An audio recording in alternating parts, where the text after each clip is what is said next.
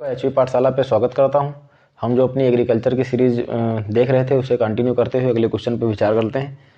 तो अगला हमारा क्वेश्चन है, अम्लीय मृदाओं में उगाई जाने वाली फसलों के लिए कौन सा आयरन चिलेट सबसे उपयुक्त है। अगर हम बात करते हैं कौन सा एक ऐसा आयरन चिलेट है जो अम्लीय मृदाओं में उगाई जाने वाली फसलों के लिए सबसे उपयुक्त है, तो FeHeDTA। अगला हमारा क्वेश्चन है, निम्नलिखित में से कौन से उर्वरक में जल घुलनशील फास्फोरस पाया जाता है। किस उर्वरक में जल घुलनशील फास्फोरस पाया जाता है।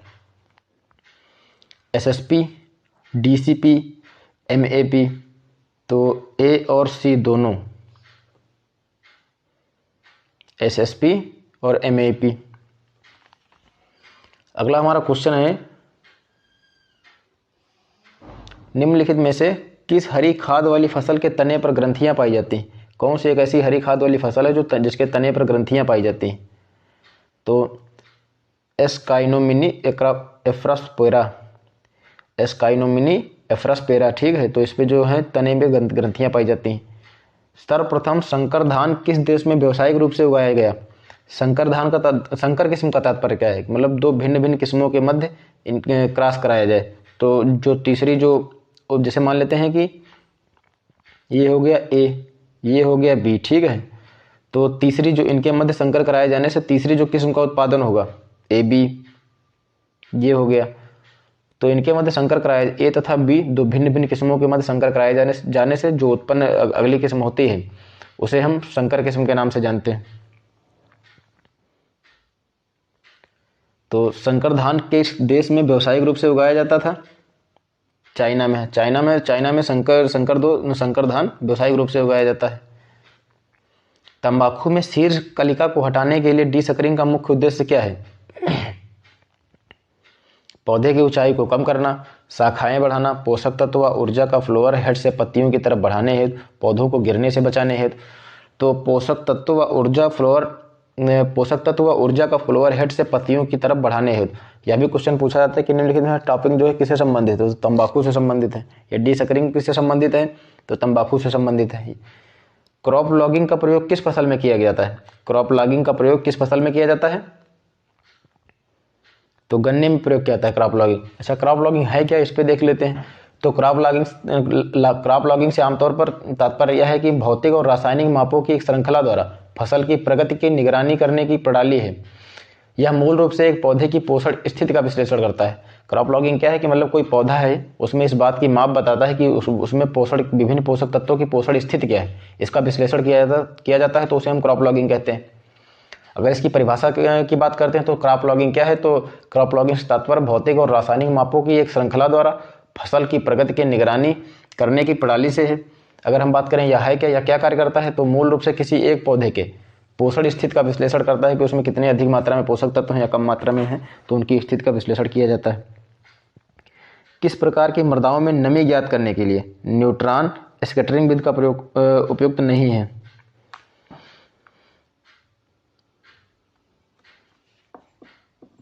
तो कार्बनिक मृदाओं में, अम्लीय मृदाओं में, जलोढ़ मृदाओं में, लेटराइट्स मृदाओं में, कार्बनिक मृदाओं में। तो किस प्रकार की मृदाओं में नमी ज्ञात करने के लिए न्यूट्रॉन स्कैटरिंग विधि उपयुक्त नहीं है, तो कार्बनिक मृदाओं के लिए उपयुक्त नहीं है। जबकि अम्लीय मृदाओं के लिए, जलोढ़ मृदाओं के लिए, लेटराइट मृदाओं के लिए जो न्यूट्रॉन स्कैटरिंग विधि है इसका प्रयोग किया जा सकता है। कपास में अधिकतम संख्या में कलिका व बोल्स किस कारण से गिरते हैं। मृदा में नाइट्रोजन की कमी के कारण, मृदा में फास्फोरस की कमी के कारण, मृदा में मैग्नीशियम की कमी के कारण, कली निर्माण अवस्था पर मृदा में जल की कमी के कारण। तो कली निर्माण की अवस्था में मृदा में जल की कमी के कारण, कली निर्माण की अवस्था में मृदा में जल की कमी के कारण कपास में अधिकतम संख्या में कलिका व बोल्स गिर जाते हैं। अगला हमारा क्वेश्चन है, सिंचाई की पूर्ण विधि क्या है। विभिन्न प्रकार के सिंचाई मेथड होते हैं। फरो मेथड, उसमें से पूछा गया कि फरो मेथड जो है वह क्या है। तो केवल कूड़ के 3/4 हिस्से को गीला करना चाहिए। सिंचाई की जो कूड़ विधि होती है उसमें सिंचाई करने में जो कूड़ होती है उसके 3/4 हिस्से को गीला करना चाहिए। ये न्यूमेरिकल्स हैं, इनको हम छोड़ते चलते हैं, इनकी एक अलग से क्लास ली जाएगी, उसमें विभिन्न प्रकार के न्यूमेरिकल्स आपको बताए जाएंगे। फिर भी अगर आप आंसर देखना चाहते हैं तो उसका आंसर हम बता दे रहे हैं सीधे तौर पर। यदि सीमाजीन प्रयोग करने की दर 3 किलोग्राम प्रति हेक्टेयर हो और सीमाजीन में 80% सक्रिय तत्व हों तो 0.2 हेक्टेयर क्षेत्रफल में कितने किलोग्राम सीमाजीन की आवश्यकता होगी? तो 0.75 किलोग्राम की आवश्यकता होगी। एक अंतः फसल तंत्र इंटरक्रॉपिंग में उपज लाभ किसके विकास के कारण होता है? तो टेम्पोरल स्पेशियल कंप्लीमेंट्री द्वारा। तो इसमें अगर हम बात करें जैसे कि एक अंतः फसल तंत्र में उपज लाभ किसके विकास के कारण होता है? तो टेम्पोरल कंप्लीमेंट्रिटी द्वारा, स्पेशियल कंप्लीमेंट्रिटी द्वारा। तो इसमें ए व बी दोनों सही होंगे। अब हम हालांकि प्रत्येक लेक्चर में विभिन्न प्रकार की क्रॉप के बारे में हम चर्चा कर चुके हैं, फिर भी एक बार हम अपने रिवीजन के तौर पर चर्चा कर लेते हैं कि जैसे बात हो जाए रिले क्रॉपिंग की। तो रिले क्रॉपिंग क्या है? तो एक ही खेत में एक ही मौसम में विभिन्न फसलों का रोपण जब किया जाता है तो उसे हम रिले क्रॉपिंग कहते हैं। यह आमतौर पर कहाँ पाई जाती हैं? तो तटीय इलाकों में, जैसे महाराष्ट्र, कर्नाटक, तेलंगाना, इन क्षेत्रों में पाई जाती हैं। अब हम बात करते हैं मल्टीपल क्रॉपिंग की। तो मल्टीपल क्रॉपिंग किसे कहते हैं? तो 2 या 2 से अधिक फसलों को एक वर्ष में एक निश्चित क्रम में उगाने की प्रक्रिया कहलाती है, मल्टीपल क्रॉपिंग कहलाती है। क्या कहलाती है? तो 2 या 2 से अधिक फसलों को एक वर्ष में एक निश्चित क्रम में जब उगाया जाता है तो उसे मल्टीपल क्रॉपिंग कहेंगे। इंटर क्रॉपिंग किसे कहते हैं? अंतः फसल तंत्र किसे कहते हैं? तो 2 या 2 से अधिक फसलों को पास उगाने की जो प्रथा होती है वह इंटर क्रॉपिंग कही जाती है।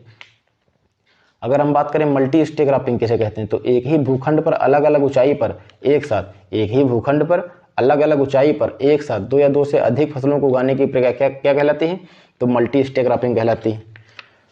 अगला हमारा क्वेश्चन क्या है? क्षेत्र क्षमता किसे कहते हैं? फील्ड कैपेसिटी पर जल का तनाव होता है। अगला हमारा 207 नंबर है कि क्षेत्र क्षमता पर जल का तनाव कितना होता है? तो 0.033 मेगा पास्कल। कितना होता है? तो 0.033 मेगा पास्कल।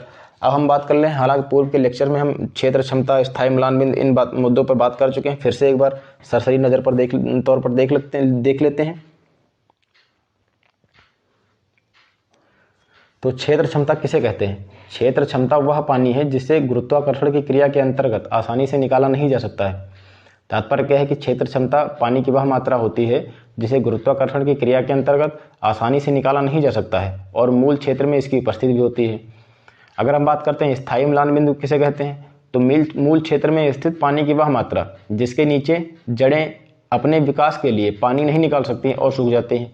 मान लेते हैं कि जैसे स्थायी म्लान बिंदु किसे कहते हैं? तो जड़ों के विकास के लिए पानी की आवश्यकता है और वह पानी नहीं निकाल सकती हैं, तो उसे हम स्थायी म्लान बिंदु कहेंगे और वह सूख जाएंगी। आसानी से उपलब्ध नमी किसे कहते हैं? पौधों को उपलब्ध नमी की वह मात्रा जो पौधों को आसानी से प्राप्त हो जाती है, तो उसे हम आसानी से उपलब्ध नमी कहेंगे। यह लगभग कितना % होता है? तो 75% होता है। अब हम बात करेंगे उपलब्ध नमी की। किसकी बात करते हैं? अब हम बात करते हैं उपलब्ध नमी की। तो उपलब्ध नमी किसे कहते हैं? उपलब्ध नमी का तात्पर्य है कि क्षेत्र क्षमता और स्थायी म्लान बिंदु के बीच मृदा की जल मात्रा में अंतर उपलब्ध नमी कहलाता है। उपलब्ध नमी किसे कहेंगे? क्षेत्र क्षमता और स्थायी म्लान बिंदु के बीच मृदा की जल की जो मात्रा होगी उसके अंतर को हम उपलब्ध नमी कहेंगे। हम अगले क्वेश्चन की ओर अपने बढ़ते हैं। अगला हमारा क्वेश्चन है कि ए वैल्यू अवधारणा किसने व्यक्त की? क्या है हमारा क्वेश्चन कि ए वैल्यू अवधारणा जो है किसने व्यक्त की? तो ए वैल्यू अवधारणा की अगर बात करें तो फ्राइड एवं डीन के द्वारा विकसित की गई। फ्राइड और डीन के द्वारा। यह कब विकसित की गई? तो 1952 में। अगर आपसे पूछा जाए कि ए वैल्यू अवधारणा का विकास कब किया गया, तो वर्ष 1952 में किया गया। किसके द्वारा किया गया? तो फ्राइड एवं डीन के द्वारा किया गया। फ्राइड एवं डीन के द्वारा किया गया। अगर बात करें किस लिए किया गया, तो जो मृदा में फास्फोरस की मात्रा निर्धारित करने के लिए इसका प्रयोग किया गया। ए वैल्यू अवधारणा किससे संबंधित है? तो मृदा में उपस्थित फास्फोरस की मात्रा के निर्धारण से संबंधित है। किससे संबंधित है? फास्फोरस की मात्रा के निर्धारण से संबंधित है।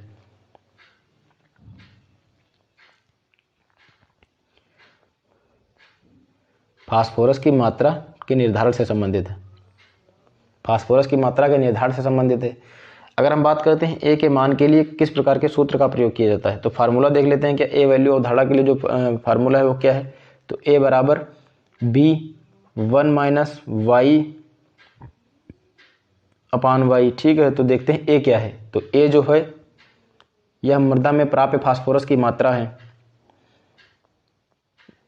यह फास्फोरस की मात्रा है। अब हम बात करते हैं बी क्या है। फास्फोरस की मात्रा जो है मृदा में प्राप्य फास्फोरस की मात्रा। अब हम बात करते हैं बी क्या है, तो बी है पौधे में दी गई फास्फोरस की मात्रा, मतलब पौधे को कितनी फास्फोरस की मात्रा प्रदान की गई है। दी गई फास्फोरस की मात्रा, दी गई फास्फोरस की मात्रा, ठीक है। अगर हम बात करते हैं वाई किसे कहते हैं, वाई तात्पर्य क्या है, तो पौधे में फास्फोरस का वह अंश जो मृदा में दिए गए फास्फोरस से प्राप्त हुआ हो। तात्पर्य यह है कि जो पौधे में फास्फोरस का वह अंश जो मृदा में दिए गए फास्फोरस से प्राप्त हुआ हो। जैसे जो मृदा में फास्फोरस दी गई है उसकी वह मात्रा जो पौधे में पौधे को प्राप्त हुई है, तो वाई किसे कहते हैं, मृदा में दिए गए फास्फोरस से प्राप्त हुआ अंश। मृदा में दिए गए फास्फोरस, मृदा में दिए गए फास्फोरस से प्राप्त अंश।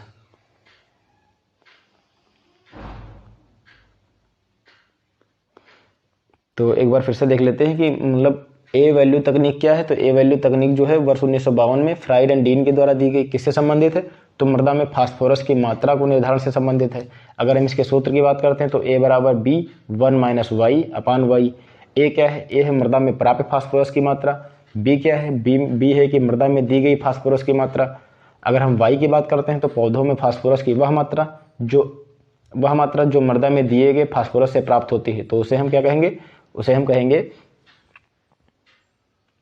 उसे वाई से प्रदर्शित करेंगे। अगला हमारा क्वेश्चन क्या है, अगला हमारा क्वेश्चन है निम्नलिखित में से कौन सा सल्फर का ऑर्गेनिक रूप है। अगर हम बात करते हैं कौन सा है, तो सल्फर का ऑर्गेनिक रूप क्या है, तो सिस्टीन। जो सिस्टीन है वो सल्फर का ऑर्गेनिक रूप है, ठीक है। अगर हम बात करते हैं सल्फर के ऑर्गेनिक रूप के बारे में, तो वह सिस्टीन है जो सल्फर का ऑर्गेनिक रूप है। अगर हम बात करते हैं सिस्टीन से संबंधित अन्य महत्वपूर्ण तथ्य पर, तो सिस्टीन, सिस्टाइन और मिथियोनिन सल्फर युक्त अमीनो अम्ल है। यह क्या है, सिस्टीन एक प्रकार का अमीनो अम्ल है। क्या है, तो एमिनो एसिड है। अमीनो एसिड है, किससे मिलकर के बना है, किससे युक्त है, तो सिस्टाइन और मिथियोनिन से।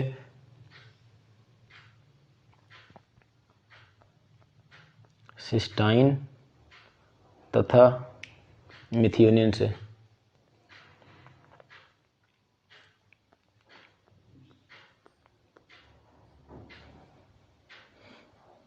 तो अगले क्वेश्चन की ओर बढ़ते हैं।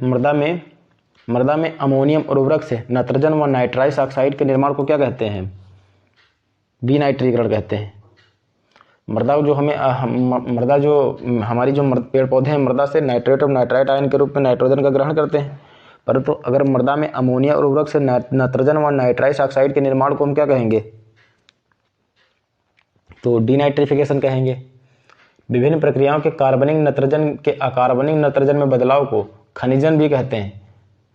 मिनरलाइजेशन किसे कहते हैं, तो विभिन्न प्रक्रिया के द्वारा कार्बनिक नाइट्रोजन के अकार्बनिक नाइट्रोजन में बदलाव को ये किसे कहते हैं, मिनरलाइजेशन किसे कहते हैं। तो जब मिनरलाइजेशन किसे कहेंगे, तो जब कार्बनिक नाइट्रोजन से अकार्बनिक नाइट्रोजन में बदलाव होगा।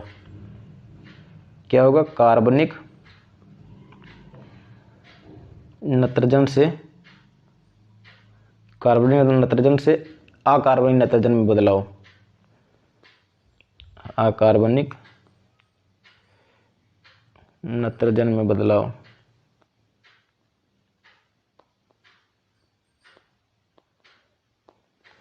कार्बनिक नाइट्रोजन से अकार्बनिक नाइट्रोजन में बदलाव क्या कहलाएगा, तो मिनरलाइजेशन कहलाएगा।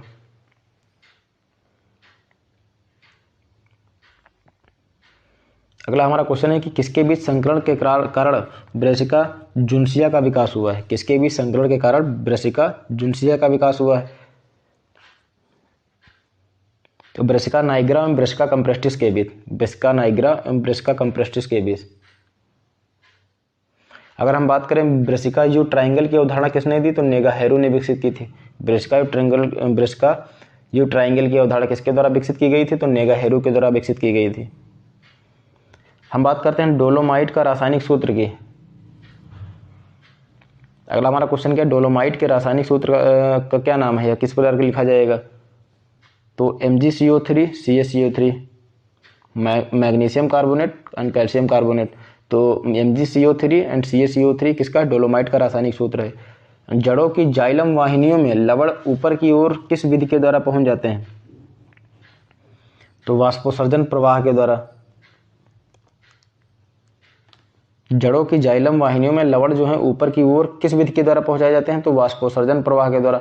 देखो, अगर जो जल होता है, जल के पौधे के विभिन्न भागों को जल को पहुंचाने के लिए जाइलम प्रयोग किया जाता है, जाइलम इस्तेमाल होता है, ठीक है।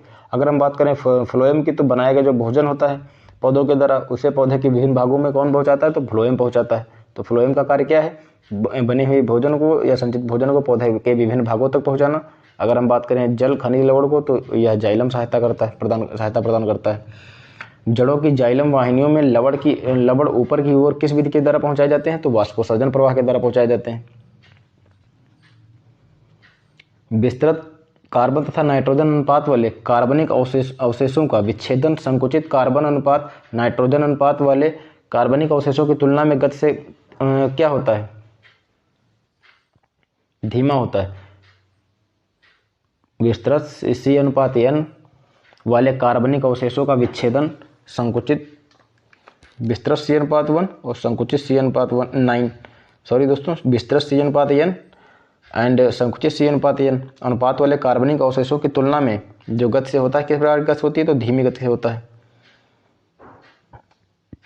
अगला हमारा क्वेश्चन है, यूरिया में नाइट्रोजन किस रूप में उपलब्ध रहती है? अगर हम बात करते हैं यूरिया में नाइट्रोजन किस रूप में उपस्थित रहती है? एमाइड के रूप में।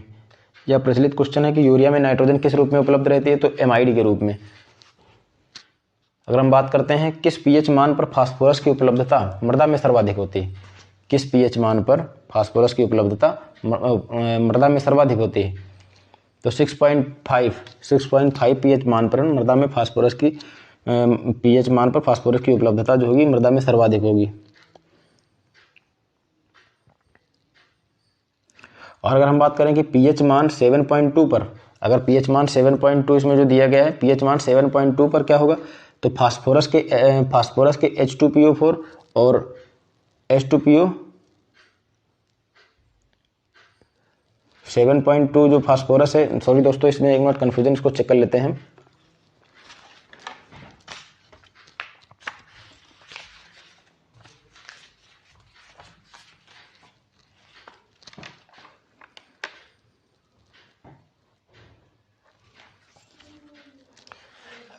किस पीएच मान पर फास्फोरस की उपलब्धता मृदा में सर्वाधिक होगी? तो 6.5 पीएच मान पर मृदा में फास्फोरस की सर्वाधिक मात्रा होगी, ठीक है, उपलब्धता होगी। अगर हम बात करते हैं 7.2 पीएच मान पर, तो 7.2 पीएच मान पर फास्फोरस के H2PO4 और HPO4 अणुओं की उपलब्धता समान होगी। अगर हम बात करते हैं कहाँ पर समान होगी, तो समान की बात करें कौन कौन से समान होंगे 7.2 पर? तो H2PO4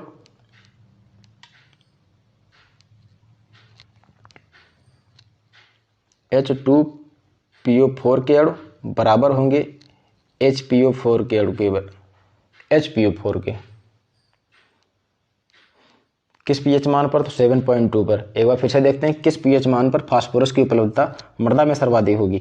अगर बात की जाए फास्फोरस की उपलब्धता की सर्वाधिक, तो 6.5 पीएच मान पर। वहीं बात करें कि अगर समान कहाँ होंगे फास्फोरस के अणु, तो जो H2PO4 और HPO4 जो समान होंगे वो 7.2 पीएच मान पर समान होंगे। गन्ने में बंची टाप किसके कारण होता है? अगर बात की जाए कि गन्ने में बंची टाप किसके कारण होता है, अगला हमारा क्वेश्चन 217 नंबर है। तो शीर्ष तना छेदक के कारण होता है। गन्ने में बंची टाप किसके कारण होता है? तो शीर्ष तना छेदक टॉप शूट बॉर्डर के द्वारा होता है। जीवाणु जनित बीमारियों का नियंत्रण किन रसायनों से किया जाता है? एंटीबायोटिक्स के द्वारा किया जाता है। अगर बात करा जाए कि जीवाणु जनित बीमारियों का नियंत्रण किन रसायनों के द्वारा किया जाता है, तो एंटीबायोटिक्स के द्वारा किया जाता है। पोटाश डालने से क्या होता है? पौधे की रोगरोधिता क्षमता बढ़ती है, पौधे की जल भराव के प्रतिरोधिता बढ़ जाती है, पौधे की पाले की प्रतिरोधिता बढ़ जाती है, इनमें से कोई नहीं। तो पोटाश डालने से पौधों की रोगरोधिता क्षमता बढ़ जाती है। क्या बढ़ जाती है? रोगरोधिता क्षमता बढ़ जाती है। सतही मृदा जल के नीचे की ओर गति कहलाती है। सतही मृदा के जल के नीचे की ओर गति क्या कहलाती है? अंतःस्राव परकोलेशन कहलाती है। सतही मृदा जल के नीचे की ओर जब गति करता है तो उसे क्या कहलाते हैं? परकोलेशन कहते हैं। और मृदा सतह से जल के प्रवेश को, मृदा सतह से जो जल का प्रवेश होता है उसे हम क्या कहते हैं? तो उसे इनफिल्ट्रेशन कहते हैं। अंतःस्पंदन किसे कहते हैं? जैसे ये सतह है, ठीक है, ये हमारी पृथ्वी की सतह है, ये हमारी पृथ्वी की क्या है? ये हमारी पृथ्वी की सतह है, ठीक है। अब हम बात करते हैं इस सतह के ऊपर हमारा ये जल बह रहा है, ठीक है, ये सतह हमारा जल बह रहा है। अब जब ये हमारा सतह के अंदर, पृथ्वी के अंदर जो प्रवेश कर रहा है तो यह क्रिया क्या कहलाएगी? इनफिल्ट्रेशन कहलाएगी, इनफिल्ट्रेशन कहलाएगी। वहीं जब सतही मृदा, जो सतही जल है मृदा के नीचे की ओर गति करने लगेगा, अब जब ये मृदा के नीचे की ओर गति करने लगेगा तो इसको क्या कहेंगे हम? परकोलेशन कहेंगे। इसको क्या कहेंगे? परकोलेशन कहेंगे। तो सतही मृदा जल की नीचे ओर जब गति करता है तो उसे हम परकोलेशन कहते हैं। वहीं जब मृदा सतह से जल के प्रवेश को अंतःस्पंदन, इनफिल्ट्रेशन कहते हैं। अगला हमारा क्वेश्चन है कि शाकनाशी जिनमें अणुओं में कार्बन हाइड्रोजन अवयव के रूप में होते हैं क्या कहलाते हैं?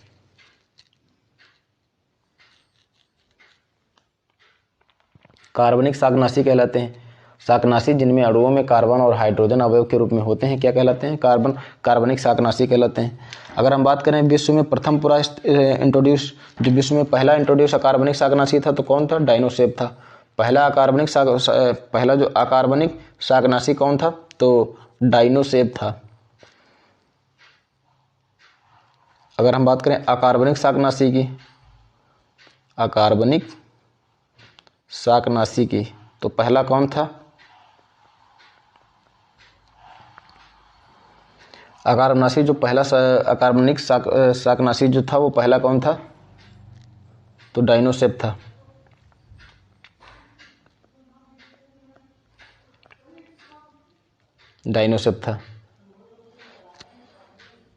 एले क्रॉपिंग का अर्थ क्या है? एले क्रॉपिंग किसे कहते हैं? तो एले क्रॉपिंग को गली फसलें भी कहा जाता है। एले क्रॉपिंग किसे कहते हैं इसको हम देखते हैं। एले क्रॉपिंग का अर्थ क्या है? एले क्रॉपिंग का अर्थ क्या है? तीव्र वृद्धि करने वाले पेड़ों की दूर दूर उगाई हुई दो पंक्तियों के बीच चरागाह लगाना, या तीव्र वृद्धि करने वाले पेड़ों की दूर दूर उगाई हुई दो पंक्ति के बीच फसलें लगाना। तीव्र वृद्धि करने वाले पेड़ों की दूर दूर उगाई हुई दो पंक्तियों के बीच कम समय में तैयार करने वाली फसलें उगाना। तीव्र वृद्धि करने वाले पेड़ों की दूर दूर उगाई हुई दो पंक्तियों के बीच चारे वाली फसलें उगाना। तो इसका सही उत्तर क्या होगा? तीव्र वृद्धि करने वाली पेड़ों की दूर दूर उगाई हुई दो पंक्तियों के बीच फसलें लगाना। एले क्रॉपिंग को हम गली क्रॉप्स भी कहते हैं। जैसे मान लेते हैं ये हमारी रोड है, ठीक है, तो इसके दोनों ओर पौधों को लगाया गया तो इसे हम एले क्रॉपिंग भी कहेंगे, गली फसलें भी कहा जाता है इसे।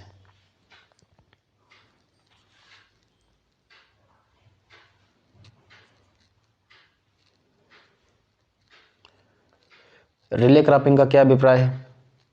हम कई लेक्चर्स में विभिन्न प्रकार के क्रॉपिंग सिस्टम पर बात कर चुके हैं, तो आप पूर्व के लेक्चर देख सकते हैं। तो रिले क्रॉपिंग किसे कहते हैं? रिले क्रॉपिंग का क्या अभिप्राय है? एक ही क्षेत्रफल में एक वर्ष में चार फसलें या चार फसलें इस प्रकार लेना कि पहली फसल की कटाई से पहले दूसरी फसल की बुआई कर दी जाए। तो रिले क्रॉपिंग का क्या अभिप्राय है कि एक ही क्षेत्रफल में एक वर्ष में चार फसलें इस प्रकार लेना कि पहली फसल की कटाई से पहले दूसरी फसल की बुआई कर दी जानी चाहिए, तो उसे हम रिले क्रॉपिंग कहेंगे। दलहनी फसलों में एक पैकेट राइजोबियम कल्चर से कितने किलोग्राम बीज का बीजोपचार किया जा सकता है? 10 किलोग्राम बीज का बीजोपचार किया जा सकता है। निम्नलिखित युग्मों में से कौन सा एक युग्म सही सुमेलित नहीं है? सरसों, ये सुमेलित नहीं है आपका, बाकी अन्य तीन सही सुमेलित। क्या मतलब क्या पूछ रहा है कि बीज रेट किसे कहते हैं? बीज रेट किसे कहते हैं? अगर बात की जाए बीज रेट क्या है, तो प्रति हेक्टेयर फसल को बोने के लिए जितनी हमें बीजों की आवश्यकता होती है, उसकी मात्रा की आवश्यकता, उसे हम बीज रेट कहते हैं। तो गेहूं के लिए अगर हम बात करें तो उसके लिए 100 किलोग्राम प्रति हेक्टेयर की दर से आवश्यक होती है। उड़द की अगर हम बात करें तो 20 किलोग्राम प्रति हेक्टेयर की दर से आवश्यकता होती है। मक्के की अगर हम बात करते हैं तो 18 किलोग्राम प्रति हेक्टेयर की दर से आवश्यकता होती है। सरसों ये सही नहीं है। जौ की किस्म जो भूसी रहित है उसे हम क्या कहते हैं? डोलमा कहेंगे। जौ की किस्म जो भूसी रहित है, कौन सी एक ऐसी जौ की किस्म है जिसमें भूसी नहीं पाई जाती, तो उसे हम डोलमा कहेंगे।